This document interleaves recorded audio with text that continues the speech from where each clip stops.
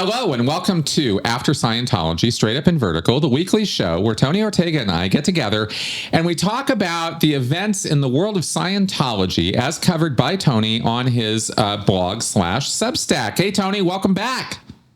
Let's get it going, man. Yeah, let's do this. There was some interesting stuff, kind of like what kind of stuff going on this week? I have questions. So let's start with kind of an interesting post this week. Good question about the Masterson trial and how come the civil trial has to be held up for the appeal, and what happened with this? Yeah, so if you remember the victims, Danny Masterson victims, since December 27th, have been trying to update their lawsuit, which was on hold for years because of the trials and stuff. And, we've talked about this. We're really looking forward to these new allegations they want to put into their lawsuit. They want to add a victim, actress Trisha Vesey. They want to add sexual battery charges against Danny. Because before it was just a harassment lawsuit. They want to, now that he's been put in prison, they want to add to it. Yep. But the most interesting thing is they want to add racketeering charges against Church of Scientology and prove in court that the Church of Scientology is a criminal enterprise. Yep. So we're really interested to see if they can do that. But first, they have to get what's called leave from the judge to allow in this new complaint. And they've been waiting, and finally, a few weeks ago, they had a hearing set up where they thought the judge was going to decide whether he was going to do that. And with this judge, I think we were all thinking he'd probably allow it in. Why not? But right at the last minute, Scientology decided to appeal a previous ruling he had made denying their attempt to try to gut this lawsuit earlier. Right. And the judge said, look, this appeal is going to take a year to 18 months. I'm just going to have to put this lawsuit on hold again. So it was so disappointing because we've been waiting since December to see if these new racketeering allegations get added, and now it's just been put off. Well, this week, the Danny Masterson victims came back and filed a motion for reconsideration asking the judge, look, we understand why you're putting things on hold for that appeal, but it should be only those things that apply to that appeal, the things they have asked to have, overturned. The rest of the lawsuit should continue. Yep. And you shouldn't put a hold on everything. Clearly, what they want the judge to rule on their motion to add this new complaint. Yep. And so they've asked him to think about that and redo that. So that I thought that was once again, it always seems like these requests are very reasonable and logical, but then that just goes out the window when you're talking Scientology litigation, right, Chris? Oh my God. Are you kidding? I can't wait for the breathless reply. How dare they? How could they violate the sanctimonious, the sanctity of the court here with this useless, ridiculous waste of the court's time? How they... No, that's exactly the tone they adopt, and I haven't seen their response yet, but I'm sure something like that is coming, and they'll act outraged.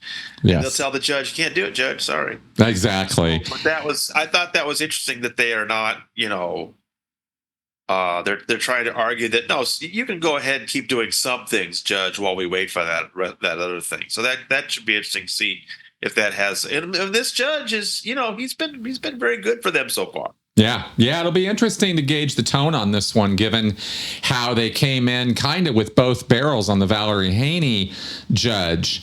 You can't touch us. You can't do anything about this. Basically, blubber off, right? But on this one, it'll be interesting to see if they come in with, you can't do this, judge, or if it's more, how could they? It'll probably be more of that. It will be. Yeah. All right. On a separate note and a different case you were following this week out in New York, this was sort of Scientology adjacent, this private investigator. What happened this week here?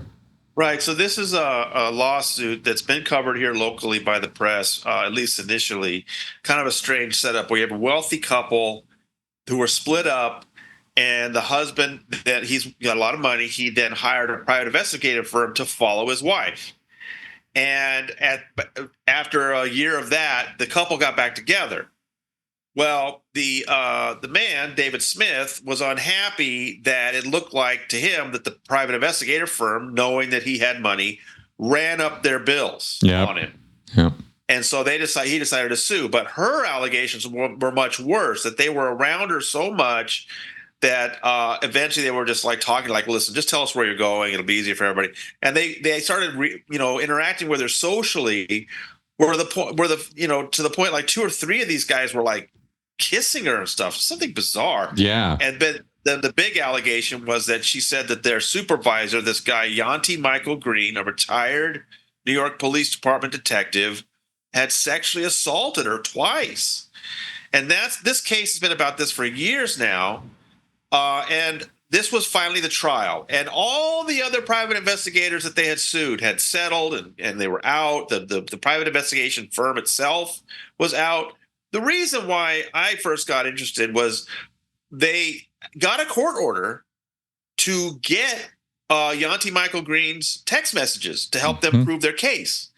And when he turned them over, I don't know if he turned them over, they got him out of the cloud. They showed that he had also been working for the Church of Scientology, and that this private investigator firm, I think at one point, was maybe the major East Coast firm for Scientology. And there's probably a lot more interesting stuff they did that we don't know about. Yeah. But we did have it's so rare to have these private texts between investigators talking about they were stalking Leah Remini. She went out to New York to film this movie with Jennifer Lopez. They were following them both around. Leah said that her, they were coming into her private compound. I mean, really, really awful stuff. And it was just great to have that proof. So that's what got us interested. But then I was also interested in this. Wait a minute. This guy he was being paid to follow her, and he ended up sexually assaulting her in the back of his car. And she blacked out that night. She suspected that she was drugged, and she doesn't remember what happened. But she later found out he had recorded something on his phone. And so they, again, with the court order, told him he's got to turn over that footage. And that's when things really got interesting about a year ago or so. He turned in a minute of video and claimed that it actually proved that she raped him, which was kind of ludicrous on its face. But it turned out that he'd actually taped 11 or 12 minutes and was trying to deceive the court. Yep. Their expert managed to get the full video off of the cloud and then show it to the judge. And when the judge saw it, she was disgusted and found this guy in contempt of court and gave David and Susanna a $300,000 settlement. So that's all the setup for this trial. And so I went for 2 days in Long Island and this guy was defending himself pro se. So he gave his own opening statement. And then I saw Suzanne testify. And, it was brutal, Chris. I've seen this before in the Manson trials, watching a woman try to describe what happened to them. And, the women in the Manson trial were amazing. They stood up to so much cross-examination over multiple times, told them you could tell they were telling the truth. And they put Danny Masterson in prison just based on what they said. But here, there's a tape, Chris. There's a tape. Yeah.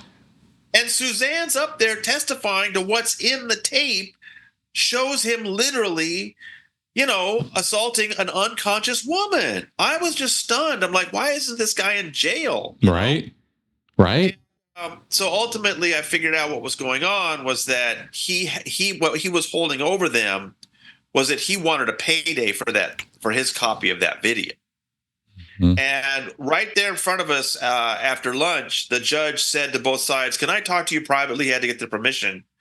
He wanted to just settle it right there. He'd heard enough after a day and a half of testimony. He knew basically where the sides were. And he worked it out. I got to hand it to him. Judge Leonard Steinman at Nassau Supreme Court got both sides to come to an agreement. And I'm happy for David and Suzanne that they finally ended this legal journey. But I really believe that this private investigator thought he was going to get a lot of money to turn over that tape. So in other words, he committed this horrible crime and wanted to get paid for it. Right. And that's why I was so angry when I made my video at the end of the day, at the end of the court, when I realized what had really gone down. And this guy was, I thought maybe at the least he was going to have a judgment against him and owe millions of dollars. Nope. He walks away scot-free. No, the most frustrating thing is that the district attorney of Nassau County has no interest in seeing that video. And that's where my head explodes. I'm like, how is this? In the past is anytime they try to get law enforcement interested, as soon as she says, well, he's a retired New York Police Department detective, they're like, oh. Right. Do it. I can't stand that cop culture crap. I really can't. I've seen it firsthand. I've watched it play out in front of me, and there's I'm sorry, I'm an ally as far as the police go. I'm not this defund the police guy, but cop culture is rough, and they definitely close ranks, and they definitely protect their own, and it's not okay. It's not okay when you have video evidence like this.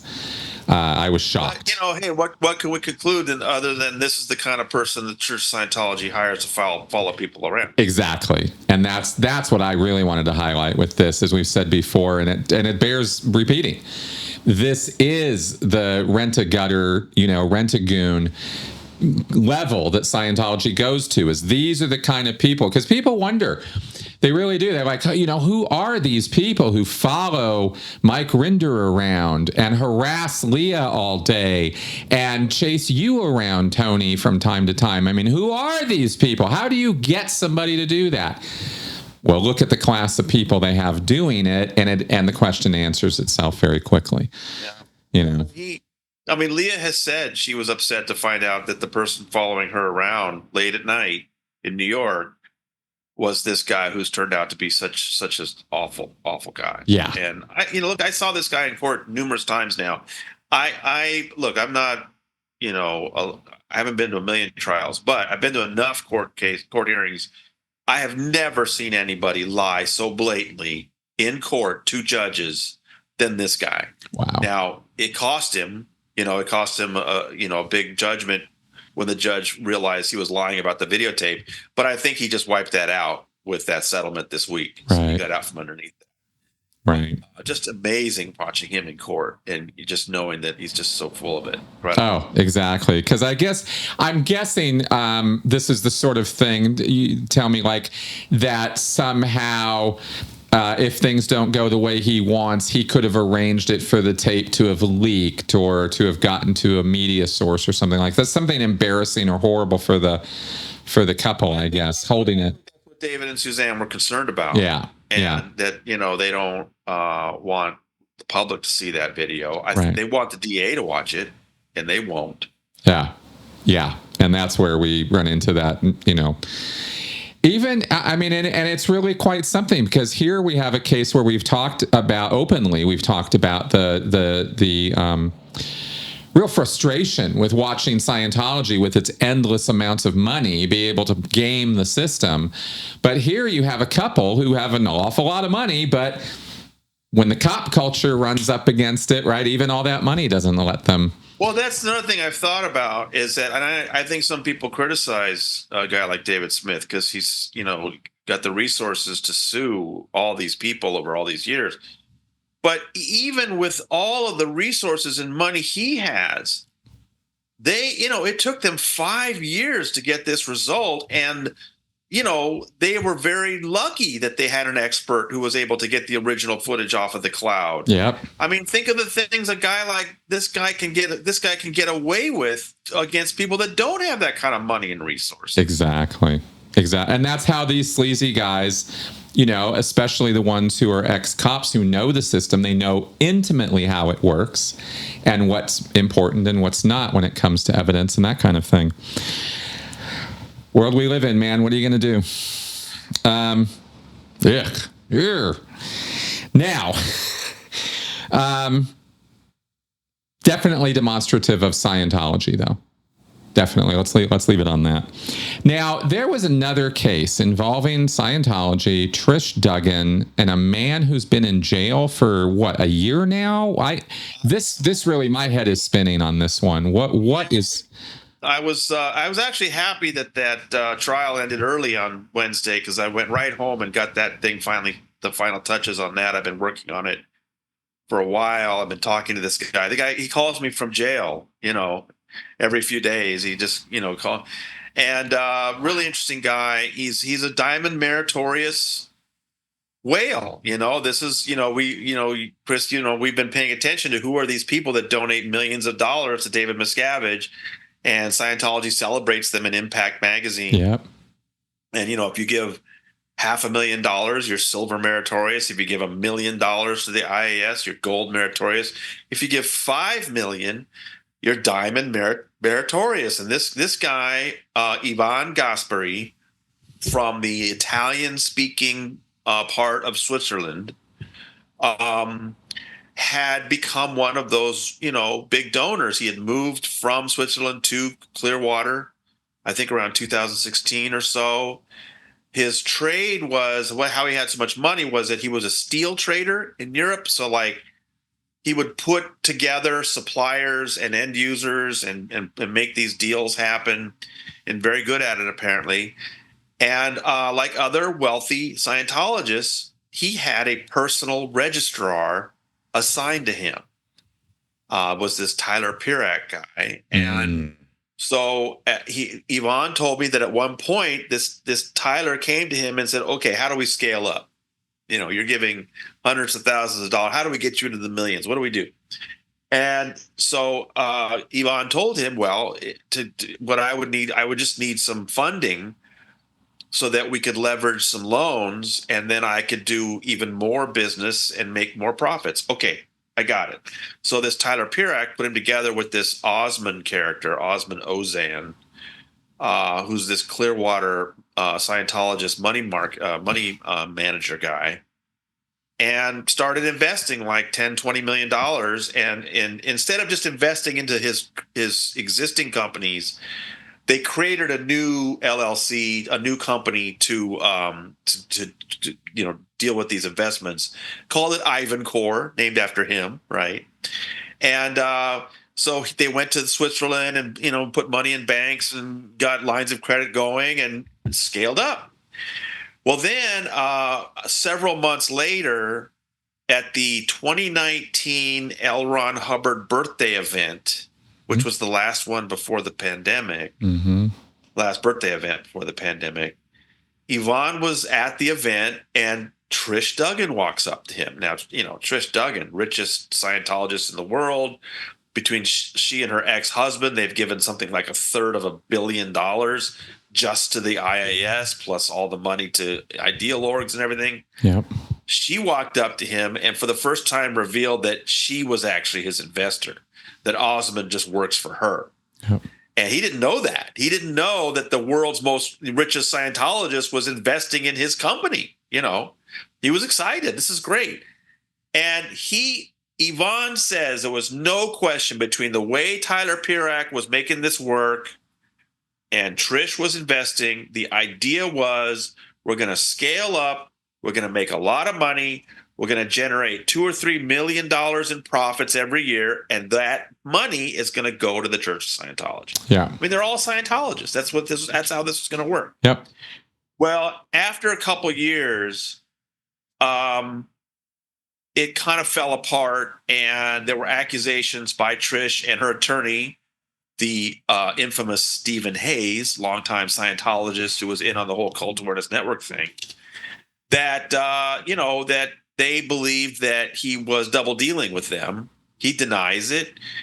When they say there's missing money, he said there's not missing money. We donated it to the church. But at some point, they cut him out of the company. In January 2023, they cut him out entirely. And it made him really upset and angry. He wasn't sure what to do about it. And he had a stroke in June of 2023. And he knew that they were going to sue him. And after he got home from the hospital, some Swiss authorities showed up and hauled him off to jail.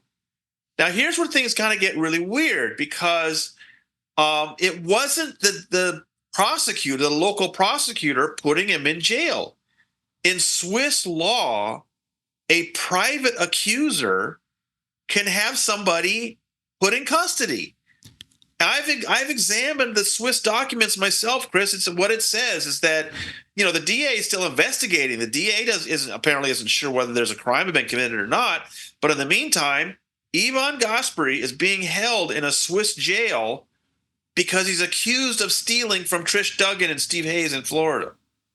That is, I mean, it just wouldn't happen in this country. It'd be like, well, when the police and the prosecutors think you've stolen, that's when you go to jail, not when somebody accuses you. Exactly. Accusation is not guilt. The weird thing that this one rich Scientologist has had another rich Scientologist put in jail. Right. That's weird. Yeah.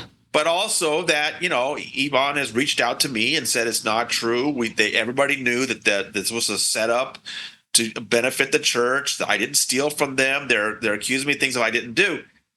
And I got a copy of the official interrogation they did of Stephen Hayes, Trish's attorney, as the official accuser. They interrogated him, they interviewed him. And what's interesting to me, at one point, the prosecutor says to him, well, Ivan says that the company was set up so that its profits would go to the church. And Hayes says, no, that's just not according to the principles of Scientology. That would never happen. If she wanted to donate money to Scientology, she'd just do it directly. Well, I thought that was amazing, because just a few years ago, I reported on Trish Duggan doing exactly that. When she and her husband became billionaires because he had this pharmaceutical bonanza. Yep. And AbbVie bought their company, and they suddenly had 1 million shares of AbbVie stock, AbbVie being one of the biggest pharmaceutical companies in the world. They literally set up a company to raise money and then give its profits directly to the Church of Scientology. That's right. I've got the paperwork to show she has done exactly the thing that Steve Hayes told these Swiss authorities would never happen. So that makes me a little suspicious. But I got to tell you, I don't have access to the business documents that would prove one way or the other. Stephen Hayes says, look, I don't care what he was doing with the money. He was self-dealing. He was stealing. We want him in jail. Ivan Gaspari is saying the guy's lying. It's not, they knew we set this up to benefit Scientology. That's what was happening. It wasn't benefiting me. I can't tell you sitting here right now which side is telling the truth. I just think it's really remarkable that Ivan Gaspari is now coming up on a full year in jail based on the accusations of these Florida Scientologists. That's kind of bizarre. It's a big international story to me. You're not going to see it anywhere else.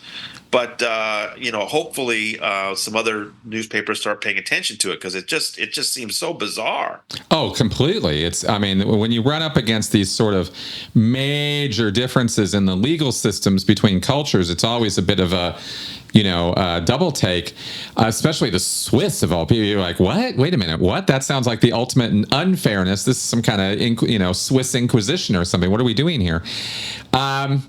But at the same time, let's also throw Scientology into the middle of this a little bit more, because that Stephen Hayes is lying about Scientology policies and Trish Duggan, but what Scientology policies they probably are following is you don't get to accuse or publicly go after a Scientologist, a fellow Scientologist. Chris, that, when he was thrown in jail, he was Diamond Meritorious. He was almost a Diamond Meritorious with honors, which is $7.5 million. Yep. He was a Scientologist in good standing when he got thrown in jail. Now he tells me he's kind of seen the light and he's out. But isn't it against Scientology principles for one Scientologist to have another one put in jail? Well, here's how that would be. It's against policy to do it without the church's blessing, which tells me, especially at this level with Trish Duggan involved, that there's no way the International Justice Chief has not given his blessing to her to do this. Because I don't think even Trish would go renegade and go after somebody with Stephen Hayes on board as the legal advisor without the church's blessing, which means that the IJC has given his okay for this. We're going to have to assume that's the case, which means, since this is on Trish Duggan's lines, that this is going to have probably gone through David Miscavige. I mean, 99.9%. Well, that's what's also another thing that's interesting to me. Why I wanted to get this public is I want, a little pressure put on that prosecutor that, look, if you're really going to prosecute this case, you're going to have to dig into this guy's allegations about Scientology. Right. And also, I just don't understand why a guy like this, he's a businessman, he's got a long record in business and everything. Why can't he sit at home while you're preparing a case? Why can't, especially one that's probably more appropriate as a civil trial than a criminal case. He's 53. He's had some strokes in jail. I just don't understand why he's in there when it's not even the state accusing him. So that's what's kind of strange to me. Oh, it's very, very, very strange. I'm thinking to myself right now, besides that civil criminal law weirdness, I'm thinking that it's so unusual. It's such a violation even of human rights, as against a Universal Declaration of Human Rights, that I'm thinking to myself that Trish, Stephen, and David Miscavige must really be pissed at this guy for some reason. And I have no idea. We don't know yet what that reason is. As you said, we don't have all the records. We don't have the info. We have his version of what he has told you. I'm not saying it's not true. I'm saying that I'm putting there that from the church side, this is a lot of effort. There's a lot of work being expended in the direction of punishing this man. And it has to be okay with the church that this is happening. And given the fact that he's a $5 million donator, I'm floored right now. There must be more to this that we don't know about yet. And they had already cut him out. They had already taken over the company from him. They have all the assets now. Right. So I don't know. It's some kind of punishment. It could get a government interested in digging into these matters on the Scientology side. I mean, Stephen Hayes definitely was asked multiple times in that interview, well, but Gosbury says this about Scientology and that about Scientology. So that's good to see. Yep. They're at least digging into it somewhat. Yep. But I don't know how deep it's going to get, and I don't know that it'll get to Miscavige. But a couple little data points, not that important to what happens to Yvonne. But one thing I noticed was that, so I have a receipt now, and it confirms everything we always thought about. Okay, so I guess you get to a certain level, and then the with honors thing is like halfway to the next level. Mm-hmm. Okay. And that, they'll give you a little discount so that if it's like 750,000 the next level, they'll say, like, if you give us 700,000, we'll consider you there, right? They give little discounts. That's very Scientology-like. Yep. But here's the other thing. I have never seen Yvonne Gosbury's name in an Impact magazine, and he was Diamond Meritorious 5 million level. Right. So that tells you that, it's that Impact magazine list of people with their trophies and everything is great. But, there are other people apparently given money that we haven't heard about. And, of course, that would include probably some of the celebrities. But I thought that was interesting. Absolutely. That's actually worth saying out loud because people might assume that's the whole list. And no, it's never been the whole list. There have always been celebrities. And by celebrities, we don't just mean people you see on screen, VIP type people. Trish Duggan is absolutely celebrity definition, but you're not ever going to see her in a movie. So this guy, it would be VIP status. And if somebody doesn't want their name posted for some reason, or they have some, legit PR reason for not wanting it there, the church won't put it there. And those guys throw enough money around and enough weight around that they get to call that shot. There's obviously enough people who are into it for the status game of the internal Scientology world that they can't wait to get their face and picture in Impact magazine. Most people are there, but but not everybody. It's never been everybody.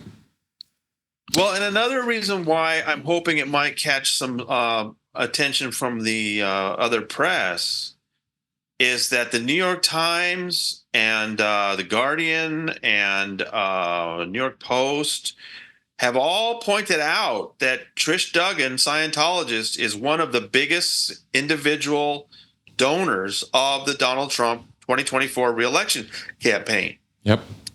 Nothing wrong with that. Not saying there's anything wrong with that, but I'm just saying that it's interesting that a Scientologist is one of Trump's biggest financial supporters. Yep. And she keeps getting mentioned in these press stories. Well, now, hey guys, not only that, but she's got a guy in jail in Switzerland. I don't know. I'm just hoping that other press gets interested in this. I'm happy to help other reporters get into this stuff and, understand the documents and everything. Yep. Because I would love to see the subject of these wealthy donors talked about more on Scientology, in the media. So anyway, yeah, we'll see. Big time. I hope they do. I'm very grateful to Ivan that he's been calling me from jail. Yep. It's funny, actually, that he's contacted you to get the story out there, because we wouldn't know anything about this if he hadn't. And isn't that wild? That Trish Duggan can have somebody thrown into a country in what we think of as a friendly Western nation for a year. Like, what? What is happening here? Wow. All right. And final story this week is a doozy as well. And this is a new lawsuit against Scientology. Names four, I think, Scientology organizations as defendants. What is this all about? This is from the Whitney Mills incident. We first heard about this. I wrote a story about Whitney in December 2022. I had gotten some police reports about this tragic story of this 40-year-old Scientologist who clearly had mental issues, had been misdiagnosed with Lyme disease and ovarian cancer, was just completely depressed and out of her mind about it, and then killed herself in a really violent and awful way. And it was clear from the police reports that there was a lot of missing information. I just stuck to what I had. It was bad enough. Yeah. And now, 2 years later, her mother has filed a wrongful death lawsuit with the help of a Miami attorney. And, it's just the echoes of Lisa McPherson are so strong that this woman who clearly needed mental health care instead got all this quack therapy from the Church of Scientology, and in particular, another parallel to Lisa McPherson, from Dr. David Minkoff, Rebecca Minkoff's dad, who lost his license for a year because he diagnosed sedatives for Lisa McPherson without actually examining her. Yep. And what he did here was even worse. I mean, this is a woman who clearly needed mental health care. And he's telling her she's got Lyme disease and cancer. When the autopsy was performed afterwards, they showed she didn't have cancer. Yep. And then also that, she had these Scientologist handlers telling her to end cycle. I mean, they were literally encouraging her to kill herself. So mother, who is not a Scientologist, that's very helpful, yep, is suing. There are a couple, just on the legal side, okay, there's a couple of questions here. I had not heard of this Miami attorney. He's a personal injury attorney who focuses on wrongful death. So that's in his area of expertise. That's great. But he did try to dig into Scientology and the complaint. There were a couple questions about the things he said there. But what's interesting is he did not name David Miscavige. Mm-hmm. So I think that will change the way the church handles this versus the way they've been handling all these other cases in Los Angeles. Yeah. But also, the question becomes, what does Scientology do when they're sued? Well, just a couple weeks ago, Chris, we were talking about this new copy of a staff contract that includes the arbitration clause that Scientology's been so successful using to kick lawsuits out of court. Yep.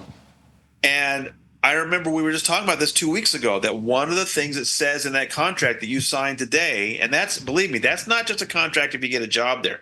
That's a contract if you do the Purif, if you do the comm course, whatever, Yep. you sign that waiver. And one of the things it says in there is that not only can you not sue, none of your heirs can. Now that's why I think, as ridiculous as it sounds, that Whitney Mills' mother suing Church Scientology, that they might try to lay that arbitration thing on her. You know, Scientology's crazy enough to try. So we'll see. I mean, I'm going to be watching the docket on this, and we'll see where it goes, what twists and turns. Tracy McManus did a great job in the Tampa Bay Times breaking this story and describing the lawsuit. And I was very glad to see she talked to the attorney who said that, yes, there's a medical malpractice suit coming from Minkoff, which is interesting timing because Rebecca Minkoff is supposedly going to be showing up on new episodes of Real Housewives of New York. We'll just get to remind people, oh, by the way, her dad is this quack doctor who misdiagnoses Scientologists. And then, of course, they can't do anything about it generally. And, was part of this poor woman's mental state that caused her to kill herself. So really, really damaging lawsuit for the Church of Scientology, and I'm really interested to see where it goes. Me too. Twain says history vibrates or resonates. It's something, doesn't repeat itself, but it echoes or something. Echoes, that's it. Thank you. Yes, echoes. This is drowning me in Lisa McPherson noise right now. I mean, it's the same doctor. I actually did a double take and a triple. I was like, no, it cannot be that the same motherfucker who misdiagnosed Lisa McPherson, and it is the same dude, still practicing now, doing the same crap to cover up for Scientology. Lyme disease, cancer, are you kidding me? We've been saying this for years, that he may have lost his license for a year, but he's still doing the same stuff. I've written about multiple times about how his clinic is still running with all these quack therapies. And, there's another family that doesn't want me to tell their story, and I can't, but I can just tell you, what I can tell you is that they had a loved one totally misdiagnosed by this guy in a way that, he gives people false hope and then just fleeces them. And I just don't understand why this guy's still in business. And I don't understand why the state of Florida doesn't do something about a guy like this. And, I think anytime Rebecca Minkoff is in the news, they should bring this up. Yeah, big time. Because this is dangerous. This isn't, how many other people is this guy misdiagnosing over the years? It's not, how many doctors are involved with Scientology, involved with 2 incidents of Lisa McPherson, Whitney Mills? You can't, when you're dealing with problems of that magnitude, you can't just go, oh, no, but everybody else he's ever treated has been totally great. No, everything is suspect that this man has been up to. And Whitney Mills certainly did not deserve the treatment she got from Scientology. They tried to literally do a whole Lisa McPherson 2.0. It was Scientology handlers 24/7. It was quackery and nonsense. It was anything but get her a competent medical diagnosis of mental disorder and get her some real competent help. Anything but that is what Scientology was okay with until she ended it. And we have notes, we have text messages, we have communications in this lawsuit. So there's a lot of evidence there that Scientology is in the crosshairs right now with this. And I believe the defendants named were Flag, Tampa Org, Free Winds, and the IAS. Yeah. So David Miscavige's not personally named, so they won't be bringing out the Miscavige level lawyers. They'll bring that probably the second tier, but they're still going to bring it. This is not a small suit. This is a lot of public disrepute if this gets into the media, and Tracy's already reported on it. Good for her, Tracy. And we'll see what continues with this, because this is going to be an important one to watch. This is bad. When people find out about this out there, that this woman, was so horribly mishandled, you could say, by Scientology to her detriment. I hope this gets. What do we always ask, Chris, when we tell stories about the introspection rundown, or we tell stories about disconnection, or we tell the stories about the way children are treated, and often our examples are from the 70s, the 80s, the 90s, the 2000s. What do we always ask is this still going on today? And sometimes it can be hard to say, well, we think they're still forcing abortions. We think they're still employing underage kids, but it's really hard to prove. And then a case like this comes along and it's like, oh yeah, they haven't learned a goddamn thing since they killed Lisa McPherson in 1995. That's right. That's exactly right. It's always about damage control for the church first, the needs of their parishioners second, third, fourth, maybe. But it's always the needs of the church first, and that will never change. And that's why this sort of behavior and these kinds of cover-ups will never change. Right? They can cancel the RPF. They can, no, we're not recruiting children anymore right up until they do, right up until they are, because it's the nature of the beast to do that. Yeah. All right, folks. So those were the stories we're covering from this last week. Tony, you got any heads up for us on what's coming this week? Well, I got some fun stuff, but you're just going to have to wait. Okay. All right. Well, buckle in, folks, because this lawsuit's gonna be a ride. It's going to take a while. And as we've been following with the Jane Doe lawsuits and Leah's lawsuit, et cetera, these things are years in the making. We're just following along as they go. Yep. But we'll see what else comes up this week. And on that happy note, let's go ahead and wrap up. If you're not subscribed to Tony's Substack, definitely do so. The address is right there on the screen in front of you. Get signed up, get your daily notifications, and check in with us for the weekly summaries. And of course, if you're not liking and sharing the show around, please do so to help me and my channel out, because that's the best way I can get the word out there. See you guys next week. Bye-bye. Thank you, Chris.